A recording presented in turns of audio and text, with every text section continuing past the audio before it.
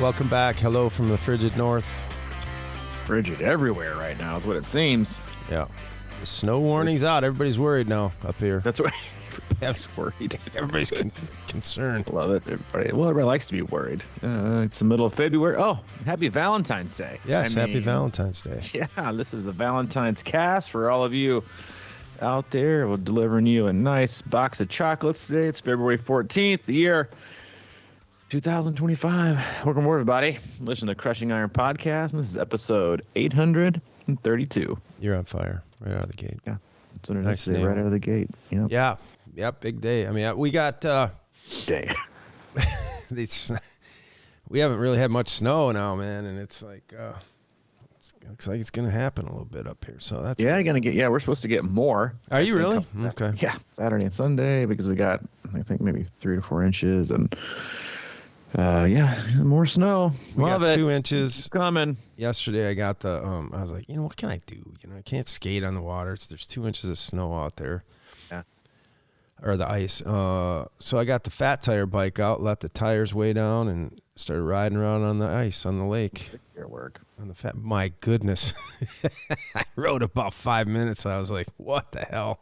Yeah, maybe a little too much with the you gotta put some air in those suckers. Well, I mean, you got to, I was trying to figure that out. I mean, there is some air, obviously, but you can't be too, crisp on that pump because it's ice at the end of the day. So, but man, that's some serious work. I mean, especially when it's like 4 degrees.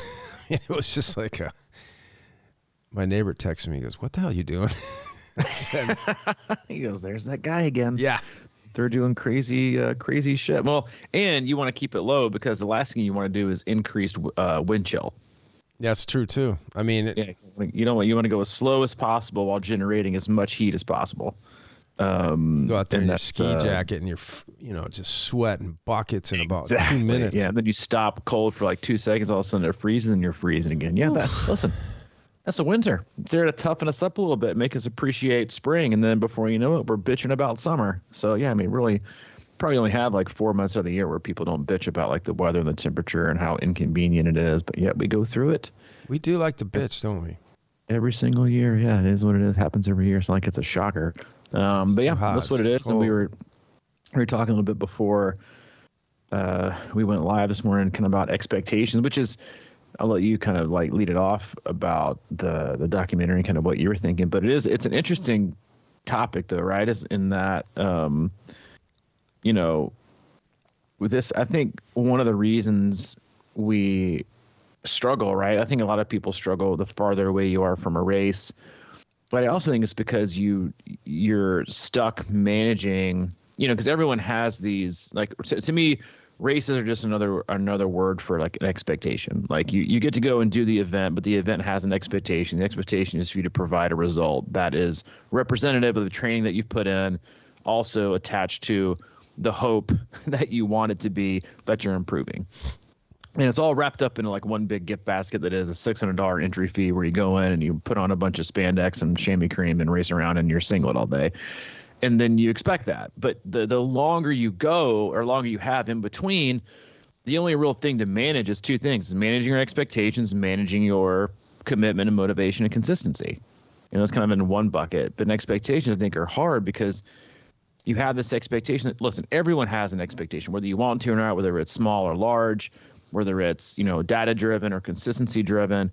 We all have this expectation of ourselves. I don't think expectations are inherently bad, right? One of our favorite quotes is, expectations are future resentments.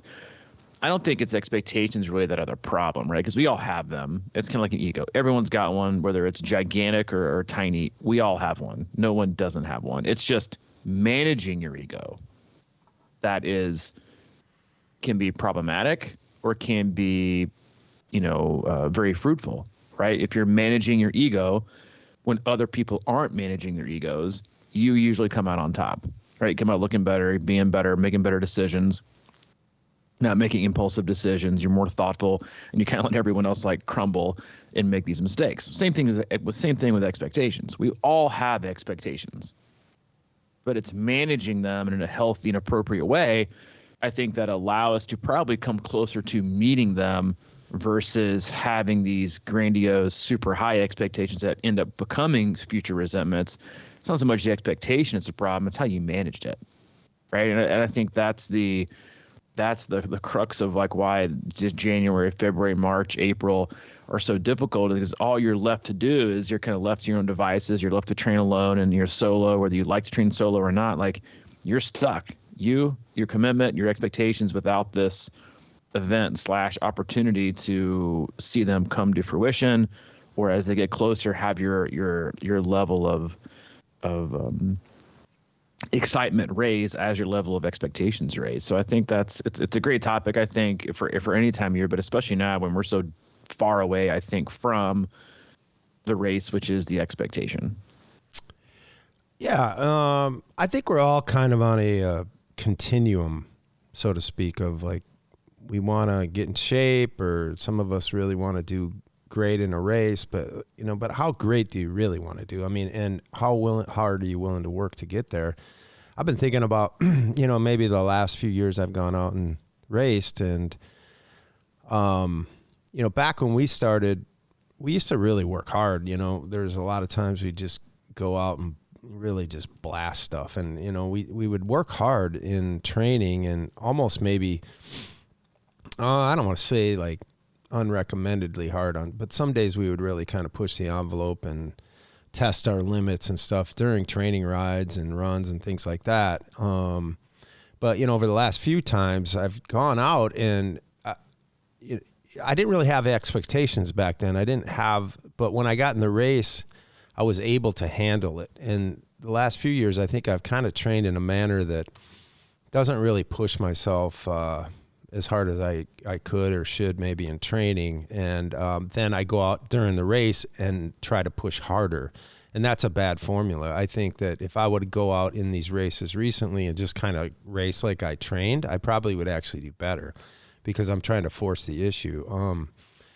The reason I brought this up earlier was I had just seen, and it's probably been out a while, but I can't remember. It was a Bobby Knight documentary, and it was a lot about, how hard of a coach he was to play for. He was very strict and intense, and, crossed the line evidently a lot. And there was a lot of stuff in there. And you have these players that say, that's exactly why I wanted to come here. And then some still regretted it, and others just thrived in that environment. I'm very curious about, the mentality and how you get through that. But I also am very interested in like how a coach can be at that level. We're training triathletes who have jobs and kind of do this for a hobby for the most part, and they want to be healthy and feel good and that sort of thing. So, that level of, I guess, practice is kind of unrealistic. But it just really occurred to me that watching that, it was almost like probably the Indiana basketball practices were more nerve-wracking than playing in front of 20,000 people on the road.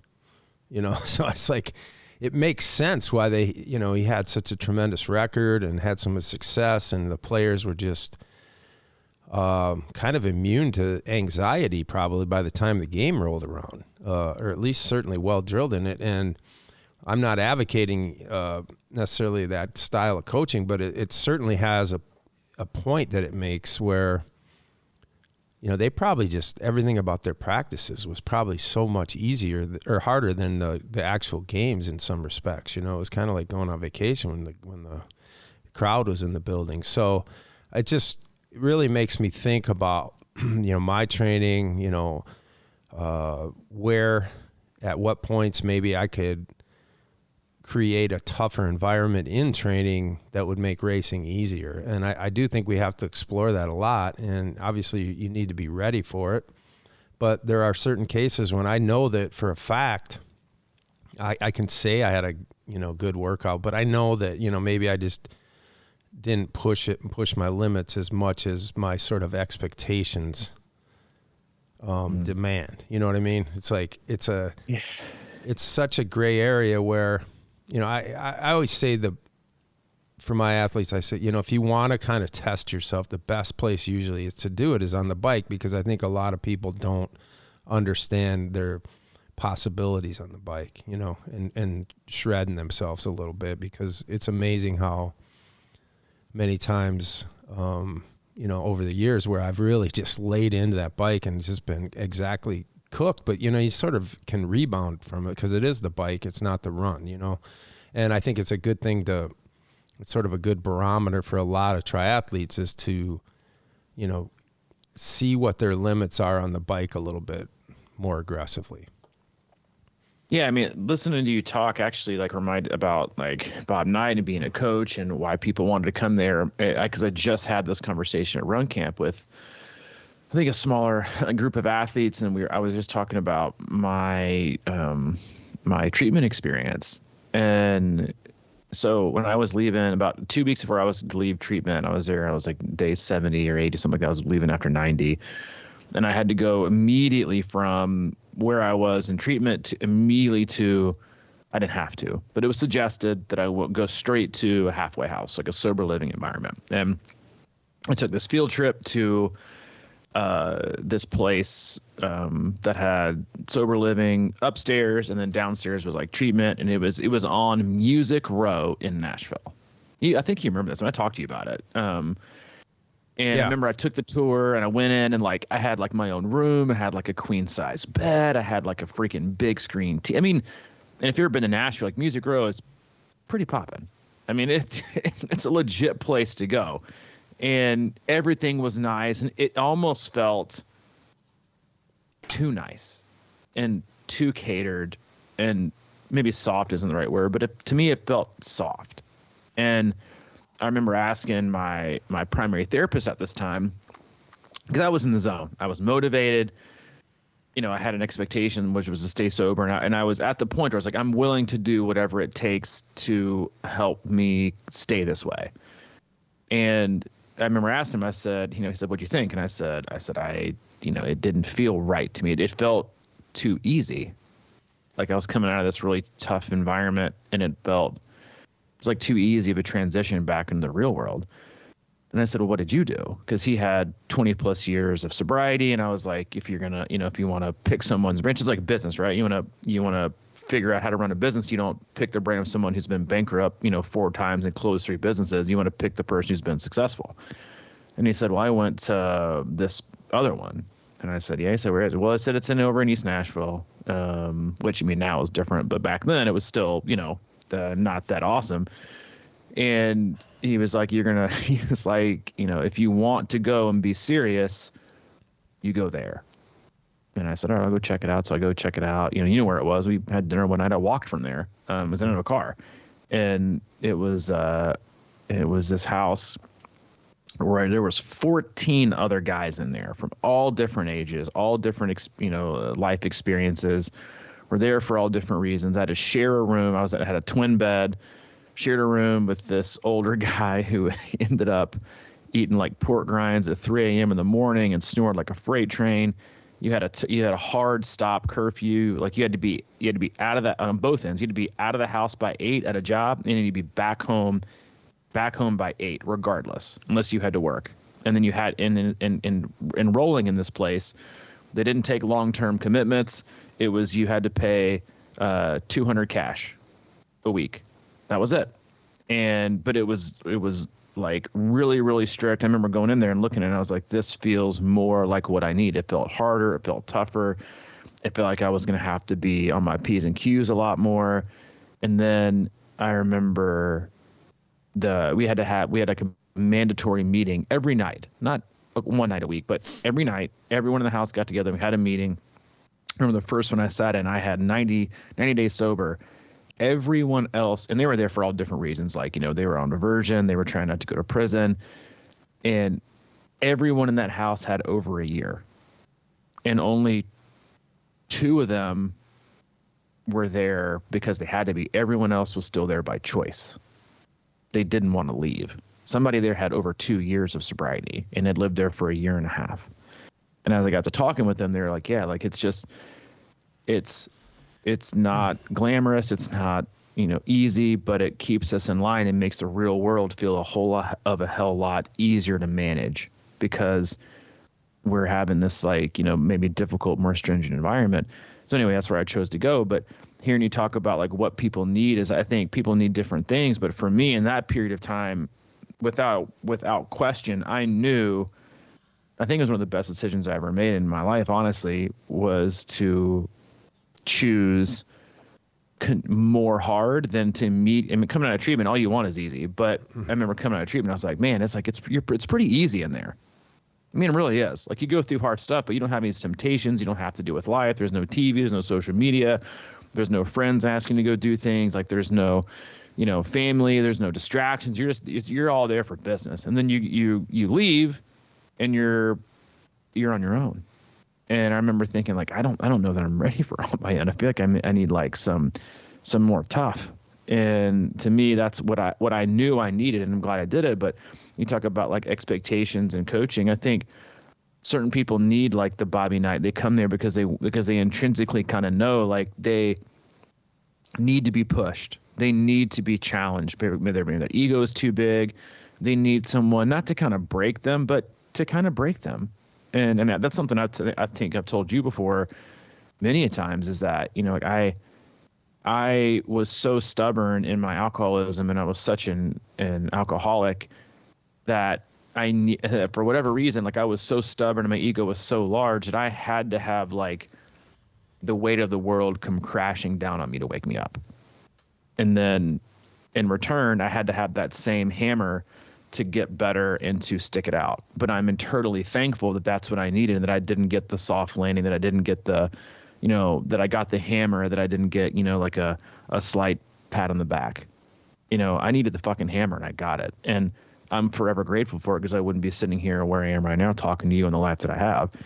And so I think people shy away from that because it's hard. Like, we shy away from the hard training environments and the hard training days and the hard sessions because it challenges us. And sometimes, we're probably not, we're not, we don't want to know what's going to happen, right? We don't know that we don't want to fail, right? Because life's got enough challenges enough. So we go in a hard bike workout and we have expectations for it. Because I totally agree with you 100%. Like, if you're going to bury yourself, put yourself in the pain cave, like, do it on the bike.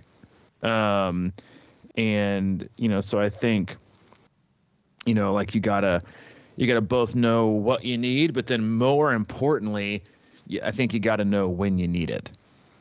And if you're, and if a failure isn't going to set you up for success, then maybe don't put it. But if a massive success is going to kind of put you over the top and be what you need, then it's worth the risk. But you got to go there to, I think, have a real barometer of where you are. And then you won't, doing it then, you will be able to, I think, go deeper and do more later down when it really, really matters most, when it maybe surprises you during a race or surprises you in life. Like, training is like our best practice, right? Where it's a controlled environment. There's no risk.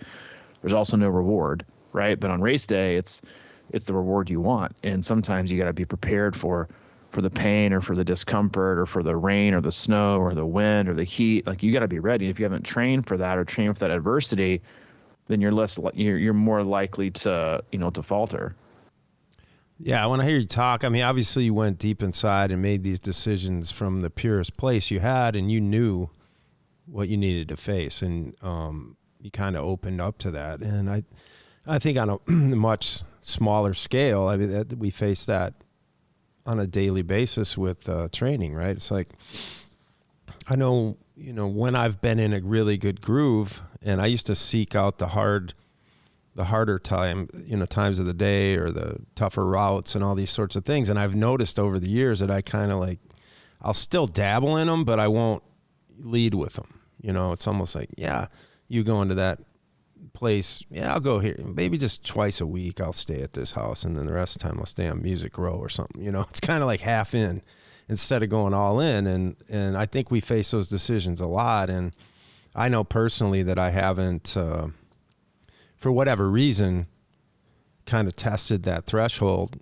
more often. And I do think that it's proven. You can see it in people all the time. People that are working hard and they're recreating race simulations in their training, or harder situations in their training than the actual race, and they ended up usually racing better, assuming they're not completely burned out by the end. But you got to watch that, obviously. And it's just it's one of those things where it's not an accident usually. And for a while there, I think you can kind of mentally get yourself through it, but eventually, if you're not trained up to that in your brain, you're not going to have that same well to dig into. So that's kind of what I think I'm facing. So I don't think I face it enough, during training. And, it's sort of like, when I look outside, I used to run right in the snow or on the, in the cold or whatever it is. And now it's a lot easier for me just, kind of backing into the treadmill. And I'm not saying that that's not okay sometimes. It's just that it's sort of like an internal barometer. You can tell that if it's running with passion or if it's kind of running with sustaining. And for me, it's important because I think what happens usually with me is I started getting that groove, I think, over time. And then towards the summer is when I start turning up that switch a little bit because I'm starting to feel better. But I think if, we're consistent throughout the year or more often, and you can get that switch flipped a little bit earlier and get used to, dealing with a little bit harder conditions or pushing yourself a little harder on the bike or running a little bit further, more frequent, whatever the case may be. Or, pool is a great one. It's hard to kind of get in that groove, and it's really hard to push yourself in the water, as we know. It's very uncomfortable. So I think the more you expose yourself to a little discomfort, the easier that gets. And it's just kind of like, moving the needle a little bit all the time. And moving the needle, I think, again, like going back to expectations and managing it is, I think the best, to me, the biggest downfall and negative and the kind of premeditated failure we see with expectations is the build-up intention to it. And I think that's a huge issue with athletes when they fail workouts is they fail because they premeditated the success. I'm going to succeed in this. And while I love the optimism and the positivity, going into a session like that is really counterproductive. And again, raises the level and pressure and tension, right? To you having to succeed.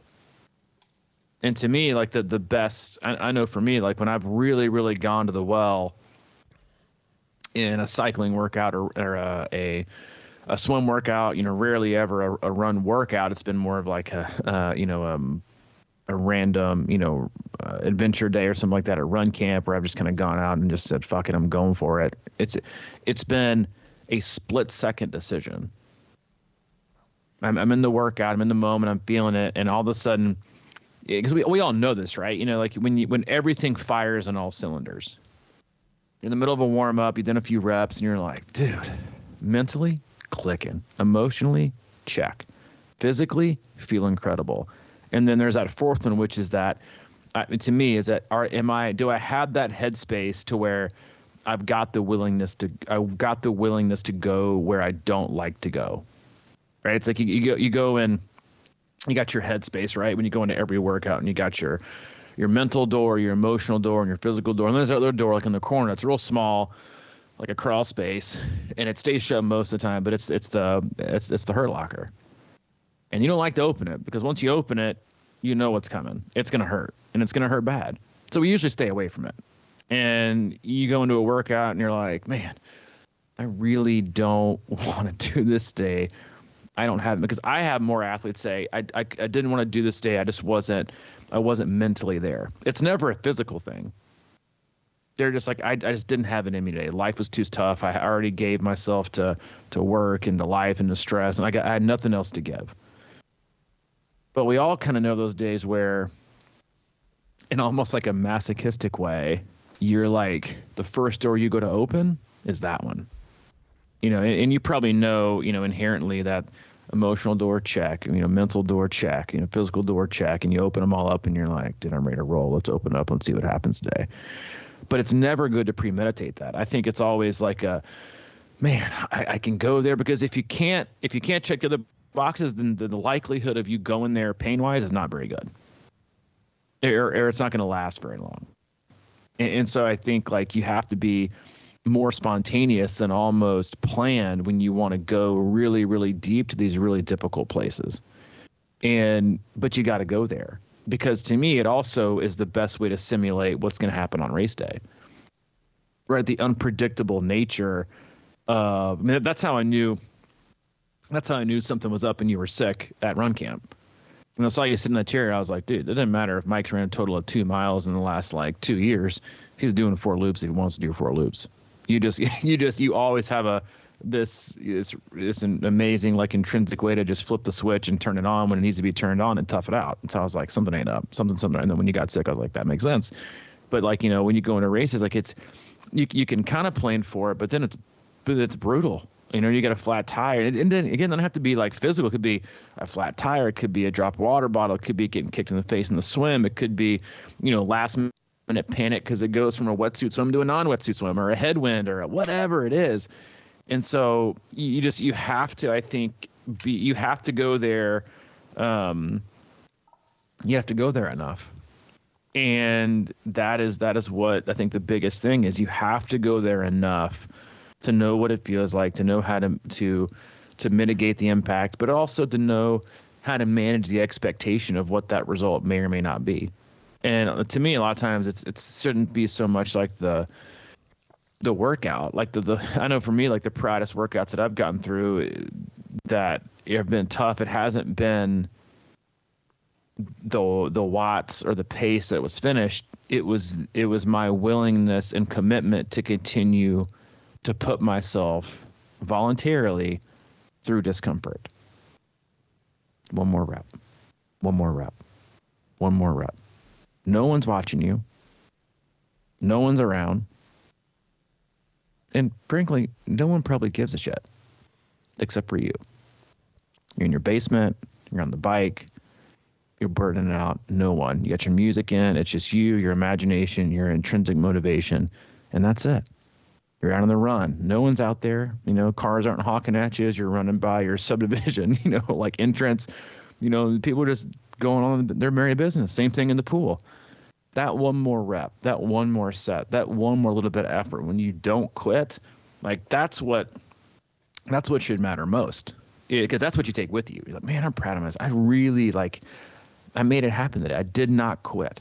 And I think that's more the efforts that we need that are irrelevant of any kind of you know, result that we attach ourselves to. It's the perseverance and the choice we ultimately make, which is to try to get better and to try to push ourselves. Because, you know, we live in a lot of a world now where you're applauded for doing none of that, right? For playing it safe, for not pushing yourself, because frankly, it's probably embarrassing to most people because no one else wants to do it anymore. You know, and so when you do it, it's what you learn about you. It's not what you learn about so much of your performance, but that's where you'll come back on, you know, on race day and be like, fuck, I remember that day where I did that. And honestly, like you said something a little bit ago, and I can't remember exactly what it is, but it triggered like a thought in my head, which was why I think some of and we talked about it before, I think, right? It's like sometimes why I feel like I've struggled a lot in races or leading up to races in sobriety versus when I was an alcoholic.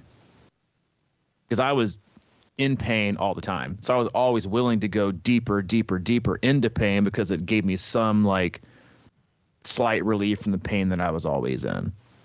And so I always trained, not always, but at least way more often than I should, train, you know, like we really hard.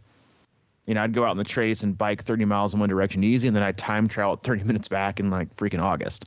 Not the greatest for you, but that was the kind of like emotional mental state I was in. So when I went to races, a lot of times I was like, pain? I was like, this is nothing. This is like a walk in the park. So I think there's something in that, you know, in terms of like the comfort of when pain is more familiar, then you probably don't recognize that it's pain as quickly as you do when pain is more of a distant feeling than it is something that you see on a day-to-day basis. Yeah, that's so true. I think, you know, we have mental reserve to go deep when we practice like that. Over the last, you know, I've been thinking about, you know, because when you don't push yourself and then you go, like this last podcast and this one are just ringing true to me right now. When you were talking about how you've been trying to, sort of ration a little bit almost your nutrition. It's like you kind of, instead of going, if you feel like you're going a little bit south, you're taking a little bit in instead of like overloading it and creating peaks and valleys and things like that. And I noticed that, when I'm able to go, and I went out last year in the last few years, and I'm trying to go out and race these hills harder than I've been training them. And at some point that becomes the complete, end of my deal, because, I can remember, I've been in a lot of Ironmans and in a lot of T2s, and over the years I've seen, because sometimes you go in there and people are getting massages and pedicures and shit. They're just taking their time. And I used to look and I go, what the hell, man? You guys, let's go. And I have that kind of thing, because I think a lot of it was because I worked hard on the bike, and I was in situations. We had the lab, and I had a lot of hills around where I was. I used to do hill repeats until I was, just over them. But it was something that I just happened to do. And we'd go in that lab and ride into that wind as hard as I could, and just sprint all the time, And I was doing these sorts of things, and I haven't been training like that. And now I go into these T2s, and I'm like, damn, that pedicure looks like a good idea.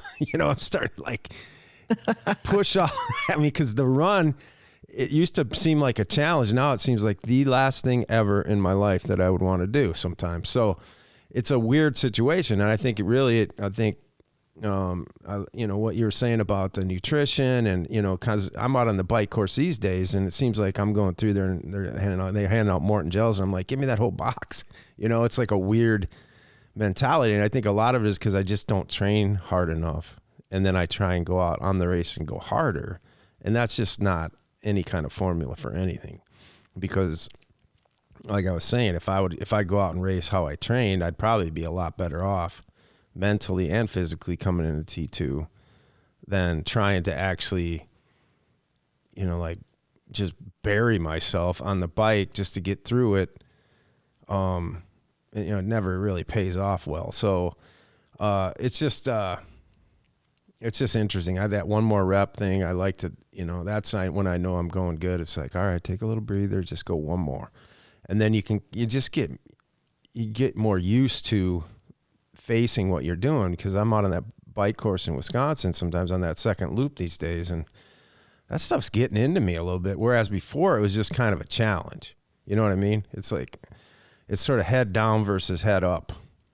You don't want to give in, but you're kind of toast, and that's a bad feeling out there. So that just, it's just a good reminder. I'm starting to think about myself here as far as how I'm training on the bike, and I don't really have the same elements that I used to have in the landscapes around here. So I need to figure out, I've had really good races with a lot of trainer efforts, like real efforts. So, as I'm around here, it's super flat, and I go out and ride a lot, but I'm not, getting that stimulation that I probably really need.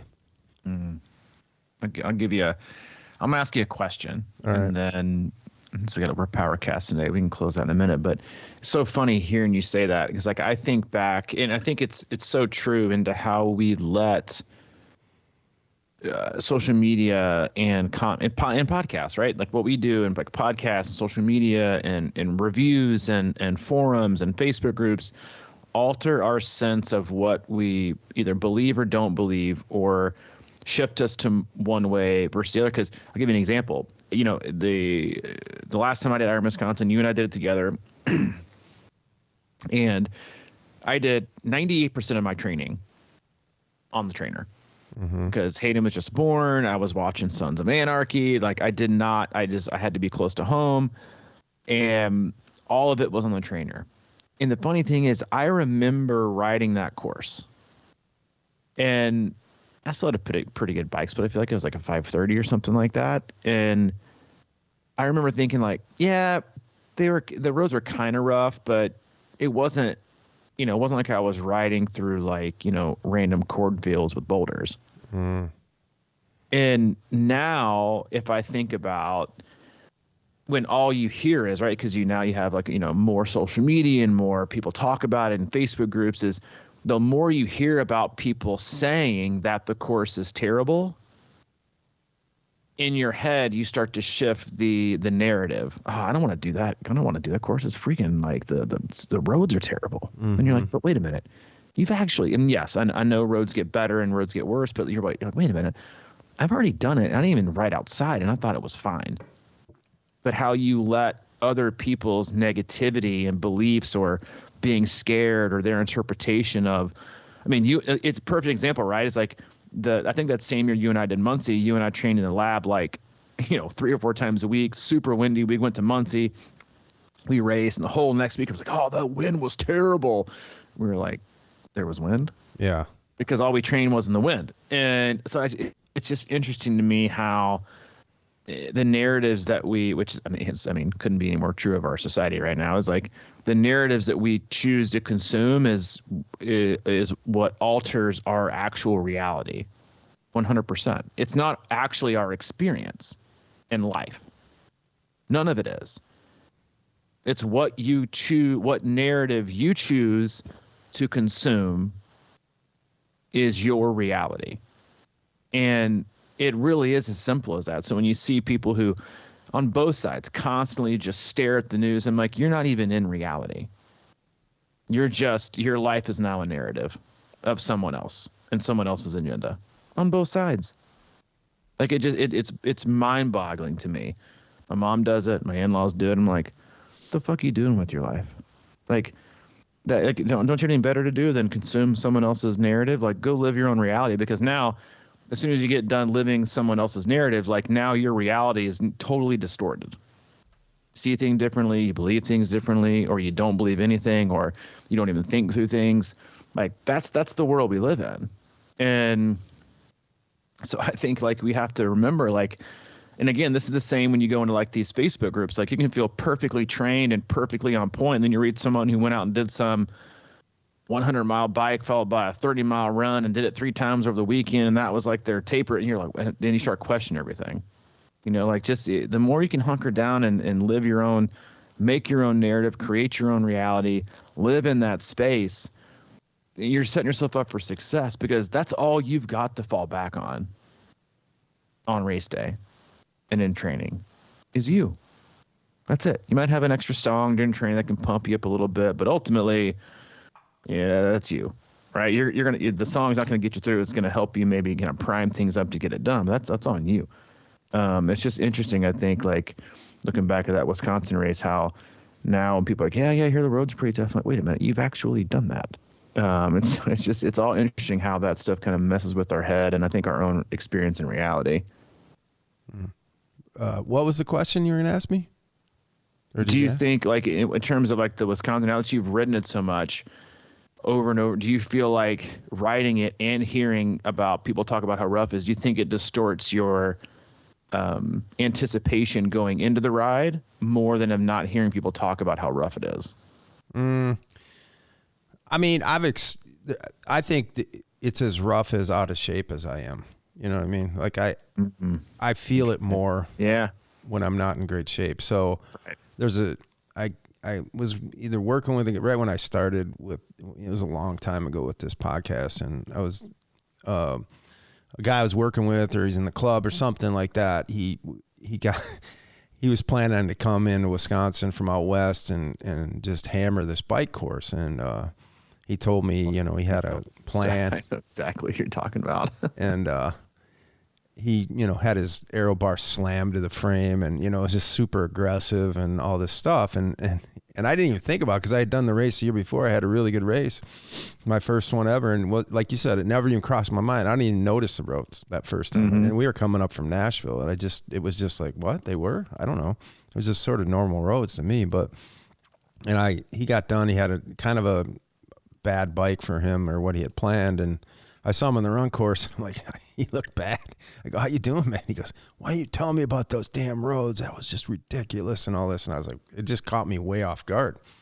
And but yeah, they can be rough. But again, I just think it's sort of like, you're you're not ready for it. You're not, you got to be a little more hardy, I think, on this course for many reasons. The roads are one, but obviously the hills that keep coming and everything. But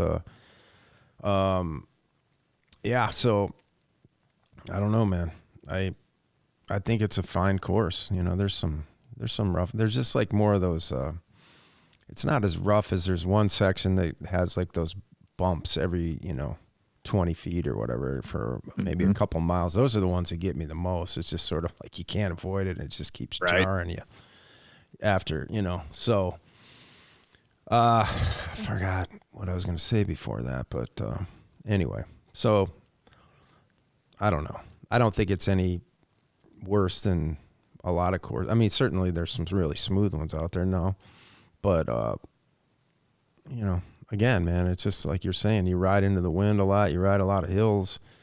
It doesn't seem as bad. So it really, yeah. Just the same thing, right? It's a perfect analogy. The more you're out in the wind and the sun and on the bad roads, the less they feel so, difficult on race day. It's the same thing with, occasionally really pushing yourself in training and asking more of yourself. The more you do it, it's the mental condition, the physical condition versus the road condition or the weather. And the more you expose yourself to, the thing that you fear the most, the thing that you're not good at, the more you expose yourself to it, the better you become in it, the more comfortable. And then the next thing you know, like you don't even consider it. You just are doing it.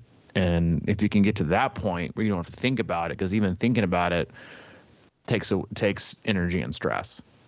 So the more comfortable you become with all these things and the ability to be, to handle adversity in all different shapes and forms, the better you do that, the better off you'll be. And but there's this really fine line in practicing handling adversity and how you can overcome it, than doing it so much that you're actually creating adversity. Yeah. And I think that's the finest line for us all to walk. Well, yeah. I mean, was it Jeremy or somebody posted a thing the other day that said running once a week is harder than running every day.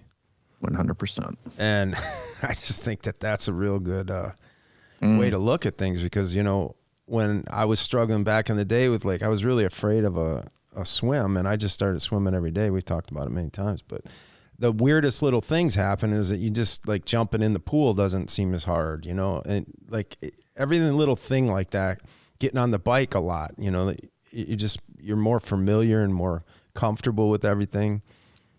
That kind of stuff matters. If you're only biking once or twice a week, you might seem a little rusty, every time you get on. It's the weirdest thing because we're doing it all year and everything, but the more you do it, the more comfortable you are, no matter what. And the same goes with conditions. It's all about exposure, baby. All about exposure. All right. Wrap it up. You guys have a nice weekend. Get out there, enjoy the snow and the cold, or if you're in California, enjoy some sunshine and vitamin D for us. As always, go to our website, c26triathlon.com, is our one-stop shop for all things coaching, camps, and community. If you need anything from Mike, he's available. Mike at c26triathlon.com. If you need anything from me, Robbie at c26triathlon.com. All right, man. Have a good weekend. Go Vols. You too, dude. Come on. Go Badgers. Go Vols, baby. All right. See ya. Downtown.